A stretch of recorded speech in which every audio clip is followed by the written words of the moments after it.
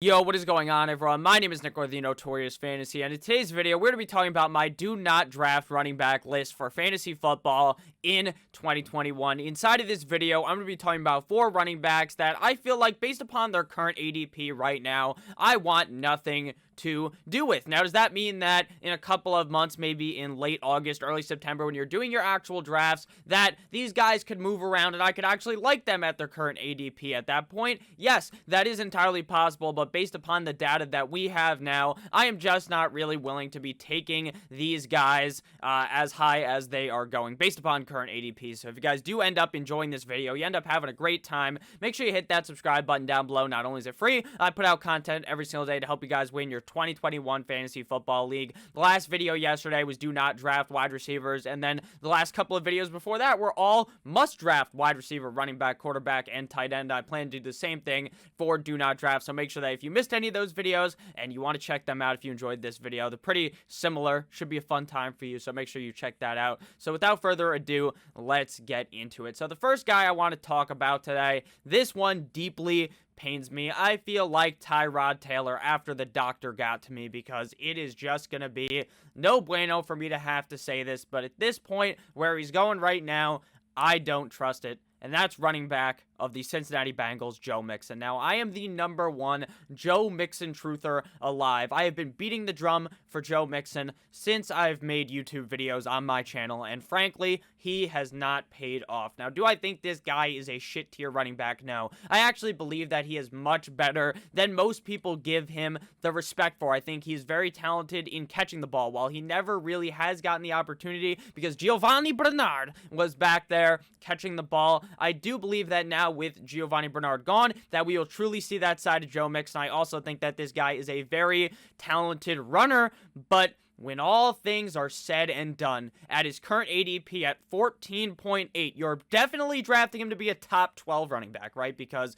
you assume that at least 8 of the picks in the first round are running backs, and then there's like 2 more picks after that to be 14.8. So running back 10-ish, running back 12-ish is the assumption on Joe Mixon. And while I think he does probably have top 10 potential, do I want to draft him that high?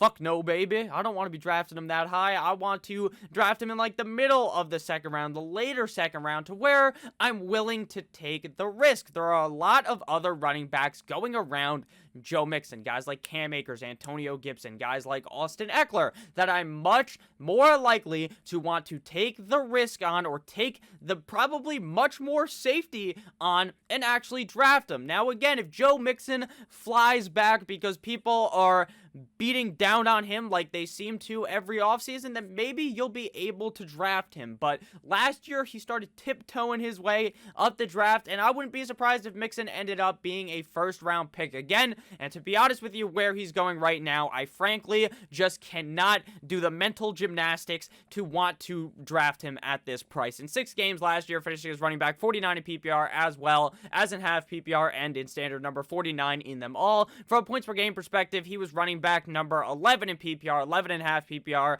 and running back 12 in standard, averaging 16.6 PPR points per game, 14.8 half PPR points per game, and 13.1 standard points per game. Now, I know you might be thinking, Nick, you just said from a points per game per basis he was a top 12 running back in all formats. Doesn't that mean that he can do that again? Well, let me tell you some quick maths right here that completely takes that theory and throws it out the window. Week 1, this guy completely sucks up against the Chargers, running back 49 in the week. Next week up against Cleveland, running back 27. Then next week up against the Eagles, he is running back 34. But then week 4 up against the Jacksonville Jaguars, a defense that is as soft as baby shit. This man scores 42.1 fantasy points, #1 running back on the week. Then the next week he's running back 18 and running back 11. So basically week 1, 2, and 3, he is useless. Week 4, he's really good, obviously. And then week 5 and 6, he's about all right. So the fact that he scored 42.1 fantasy points juiced his numbers so much to the point to where he can become a top 12 running back on a points per game basis.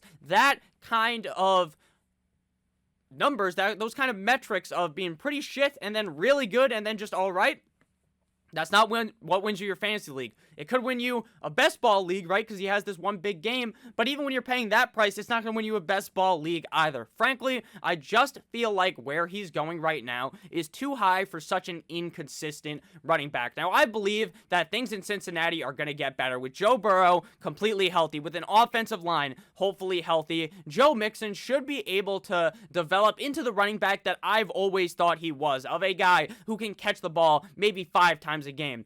Obviously, that's a little ambitious, so maybe 3 times a game. Get like 20 plus carries, score a couple of touchdowns every couple of weeks, and you end up with a very happy top 12 running back in Joe Mixon. But everything has to go right for that scenario to work, and where you're drafting him is basically a top 10 running back. I am not willing to pay the price. Last season, in those 6 games, he rushed the ball 119 games, which is about 19.8 times per game. He had 4.3 targets per game, 26 targets. He had a grand total of 21 receptions, 3.5 per game, 428 rushing yards, and 138 receiving yards for a grand total of 4 total touchdowns. In that one game up against the Jacksonville Jaguars, basically carried every single number category we just talked about.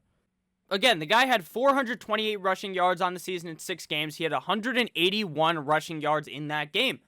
It completely carried his number total for the season. Again, do I think Joe Mixon fucking sucks? No. I will continue to beat the drum for him being a good running back, but frankly, where he's going right now, I'm just not willing to draft him at that price. Next up, we got running back of the Jacksonville Jaguars, former running back of the Clemson Tigers, this year's first-round pick, or their second pick in the draft, I guess, but a first-round pick overall. At the 25th spot, the Jacksonville Jaguars elect to select running back Travis Etienne. Currently on Underdog, he's going as pick 46.2.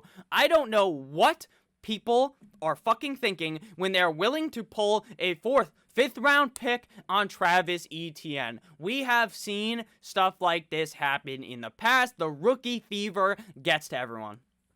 Shit spreads faster than COVID. It does. It's like you literally hear some news about a rookie, they draft him, and then everyone is down on their knees giving this guy a supreme suck-off to lift him and rise him up to the top of draft boards, and for no reason at all. Travis Etienne was a great collegiate running back at Clemson. This guy was one of the best running backs in college football, and that's why he was drafted in the 1st round. But that does not mean that he should be a 4th round draft pick when they have very comparable running backs on their roster. They bring in Carlos Hyde in the offseason. Carlos Hyde is going to be a guy that vultures a couple touchdowns. That was a worry about James Robinson, but before the draft, I wasn't too worried about James Robinson. I thought that there's no need for them to draft another running back. James Robinson, over 1,000-yard rusher, can catch the ball. He's the perfect running back for fantasy, a very solid running back in the NFL. Literally free as well. He was an undrafted free agent. So you're thinking, okay, James Robinson has a well-defined role. He should be fine. But now Travis Etienne gets thrown into the fucking Sarlacc pit like this is Star Wars, okay? He's in the pit now with him. So what do you have to think about this situation? Anyways, regardless of how you see this, even if you think Etienne is going to get like a 50-50 split with James Robinson to start the year, why are you drafting Travis Etienne this high? Doesn't make too much sense. It really doesn't, because they're trying to get him in there as a receiver. They have so many receivers on this team. I don't get why Urban Meyer is even coming out and saying that. I don't get it. They have Tim Tebow. Now, again, I hope Tim Tebow makes the team because I like Tim Tebow. He's a guy that is definitely you're either one way or the other. Either you're a big Tim Tebow guy or you fucking hate Tim Tebow. They're saying Tim Tebow is going to be Taysom Hill on this team. Will he even make the team? I don't know. But if Tim Tebow's on the team too, then Travis Etienne's going to be getting vultured even more. Trevor Lawrence is a guy who, while isn't necessarily Lamar Jackson out there mobile, right? He is still able to run the ball in and vulture touchdowns. So now you're speaking about a running back biorgy, basically, in Jacksonville, which is what I call the 49ers. You have Etienne, you have James Robinson, Carlos Hyde, you have Trevor Lawrence, and then you're going to have fucking 30 minutes for the rest of your lives, Mr. Tim Tebow himself get into the game. So now you're even more confused. And frankly, even if Tim Tebow isn't there, which I assume maybe he will be, maybe he won't, and who knows how good he's going to actually play as an NFL tight end, even then, Travis Etienne is not going to be getting enough work to be worthy of this pick. You're going to be hoping that Travis Etienne is the second coming of Alvin Kamara, and if Travis Etienne doesn't have James Robinson get hurt, you are going to be severely disappointed with your decision in this. They said, fucking Urban Meyer himself said after the draft, Travis Etienne is the third down back. They want to not use him on first and second down. That's for James Robinson. That's for Carlos Hyde. So why are people drafting Travis Etienne this high? I understand that his skill level is very high. I understand that he is on a team that, if he was the number one running back, could be relatively successful in Jacksonville. But that is just not the case. He's on a team with another running back and Carlos Hyde, who Urban Meyer also likes. So I just feel like unless Urban Meyer is completely stupid, which is possible, and just throws James Robinson out like a used condom, then Travis Etienne is going to completely skull fuck your roster if you draft him. I think he is going to be one of the biggest swings and misses of fantasy football drafts in 2021. I think a lot of people are going to, again, talk themselves into a guy who in college put up big numbers, right? In 2018, 2019, this guy rushes for over 1,600 yards in 2018, 2019. In 2020, he obviously played in less games, 12 versus 15, due to the COVID season. 914 rushing yards in 2020, 16 rushing touchdowns, 48 receptions, 60 targets, 588 receiving yards. So this guy is clearly a fucking animal. He is an animal. But when you're talking about fantasy football, you have to understand the team, the landscape, and who is around him, especially at the running back position. And this is a spot that is going to disappoint you in big ways. Next running back is a guy that I also fell deeply in love with this offseason. But just like with James Robinson and Travis Etienne, they fucked my man over, Melvin Gordon, running back of the Denver Broncos. Now, if you guys have ended up enjoying this video thus far, we're about halfway through, please make sure to hit that subscribe button down below. So, with Melvin Gordon, I'm like, dude, this is finally time for Melvin Gordon. He has been freed from Philip Lindsay. Last year, Gordon was looking really good when Lindsay was not in the game. Really good.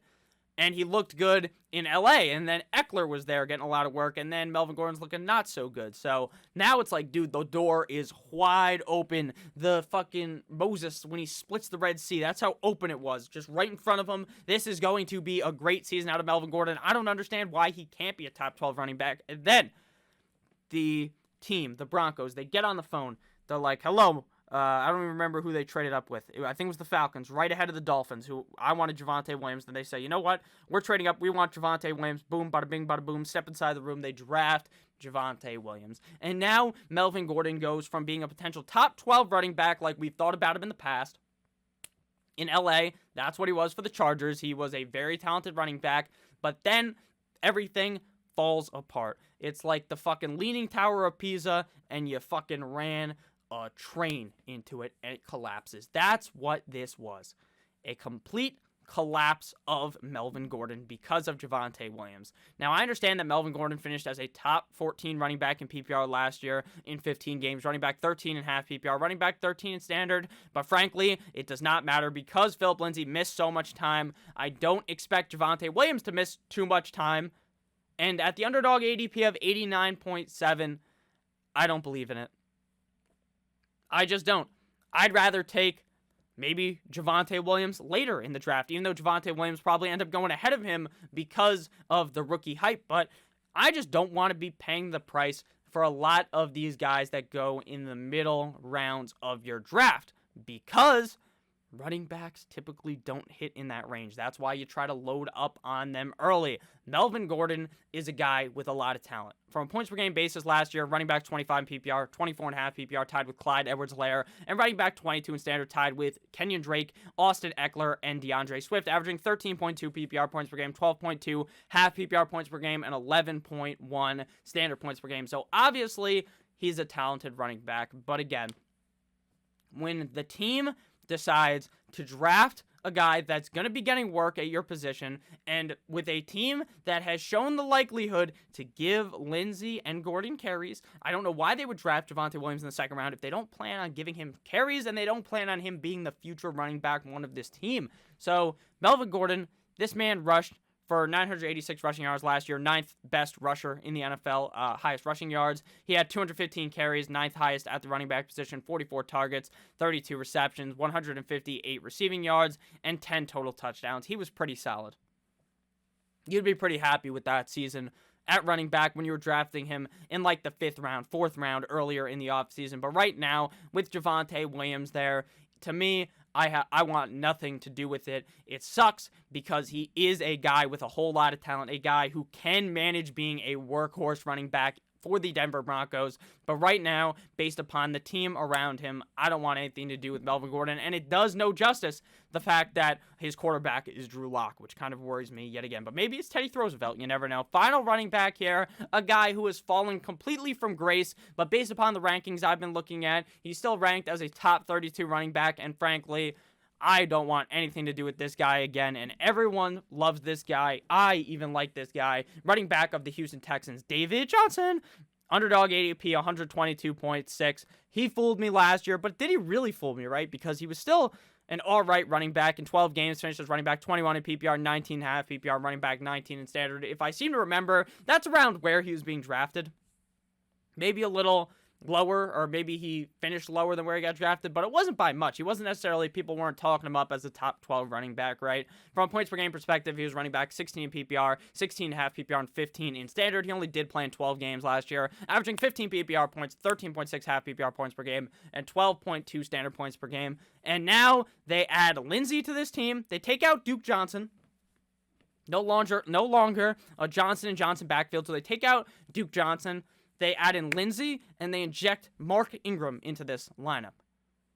And David Johnson is a guy that could be dubbed as injury prone. So what are you doing here? You just can't draft him. You just simply cannot draft him. He's on a team that we have no idea who the quarterback is. I have no idea if Deshaun Watson is going to be good to play or not. Like if that legal situation changes. I have no idea. I don't even know if it will. So now imagine Deshaun Watson's not there. Now Davis Mills or Tyrod Taylor is the starting quarterback. What do you do with that? They're going to be down in games. And you know what happens when you're down in the game? You're not going to be able to run the ball.